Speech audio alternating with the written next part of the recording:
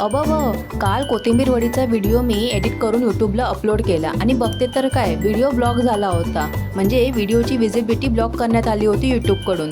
त्यानंतर मी तो video delete केला आणि पुन्हा नव्याने एडिट करून आता पुन्हा अपलोड करत आहे. करायचं असं, कोथिंबीर चांगली स्वच्छ धुवून कापून बारीक चिरून घ्यायची आहे आणि त्यामध्ये मग बेसन, तांदळाचं पीठ, लाल तिखट, थोडासा गरम मसाला, तेल, हळद, मीठ आणि थोडंसं पाणी घालून आपल्याला व्यवस्थित एकजीव करून घ्यायचं आहे. आणि दुसऱ्या बाजूला आपल्याला एका पातेल्यात पाणी उकळत ठेवायचं आहे, कारण आपण कोथिंबीर वडी स्टीम करतो. त्यानंतर आपण कोथिंबीर वडीला शॅलो फ्राय किंवा डीप फ्राय सुद्धा करू शकतो. तर इथे आपण हे सगळं मिक्सचर एकजीव करून घेतलेलं आहे आणि गरजेनुसार पाणी घालून असं तयार करून घ्यायचं आहे. त्यानंतर भांड्याला तेल लावून व्यवस्थित त्यावरती हे मिश्रण आपल्याला इक्वली पसरून घ्यायचं आहे. तुम्ही जर आमच्या चॅनलला नवीन असाल तर लाईक, शेअर आणि सबस्क्राईब नक्कीच करा आणि कमेंट सेक्शनमध्ये मला तुमचे रेकमेंडेशन्स ऐकायला नक्कीच आवडेल. सगळं मिक्सचर चांगलं भांड्यात घेतल्यानंतर आपल्याला व्यवस्थित पसरून घ्यायचं आहे आणि त्यानंतर आपल्याला हे स्टीम करायला ठेवायचं आहे.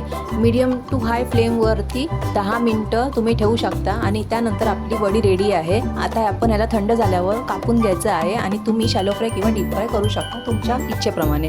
आम्ही इथे डीप फ्राय केली होती आणि त्यानंतर कोथिंबीर वडी खायला रेडी. व्हिडिओ आवडला असेल तर लाईक, शेअर आणि सबस्क्राईब नक्कीच करा. भेटूया नेक्स्ट शॉर्टमध्ये. थँक्यू.